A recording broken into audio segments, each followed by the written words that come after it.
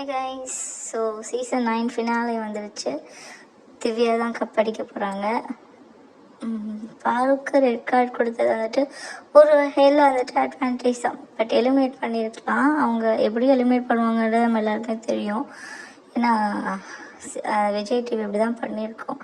But அதில் ஒரு positive என்னென்னா, இப்போ சப்போஸ் பாரு எலிமினேட் ஆகலையோ இல்லை ரெட் கார்டு கொடுத்து வெளியே போகலாட்டியோ மொத்த நெகட்டிவ் ஷேடாவோ வில்லன் சைடாவோ பார்வை மட்டும்தான் காமிச்சிருப்பாங்க. மித்த எல்லா கண்டஸ்டன்ட்டுமே வந்துட்டு ஒரு பாசிட்டிவ் ஷேடும் பாருக்கு நெகட்டிவ் ஷேடும் கொடுத்துருப்பாங்க.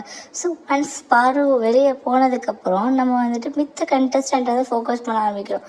ஸோ அவங்களோட பாசிட்டிவ் நெகட்டிவ் எல்லாமே நமக்கு தெரியுது. ஸோ நிறைய கண்டஸ்டன்ட் மோஸ்ட்லி இந்த ஃபினாலே கண்டஸ்டண்ட்டெல்லாம் அனலைஸ் பண்ணி பார்க்குறப்ப தான் தெரியுது அவங்க எவ்வளோ நெகட்டிவாக இருக்காங்க அப்படின்றது வந்துட்டு ஒன்ஸ் பாரு எலிமினேட் ஆனதுக்கப்புறம் தான் தெரியுது. ஏன்னா பாரு உள்ளே இருக்கிறப்ப ஃபுல் ஃபோக்கஸும் பாரு மேலே தான்.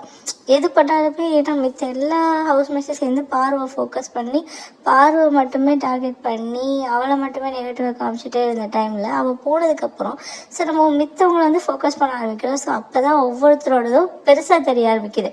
ஸோ பாரு பெருசாக பண்ணி மித்தவங்க எல்லாரோட நெகட்டிவ் சப்ரஸ் பண்ணி வச்சுருந்தா.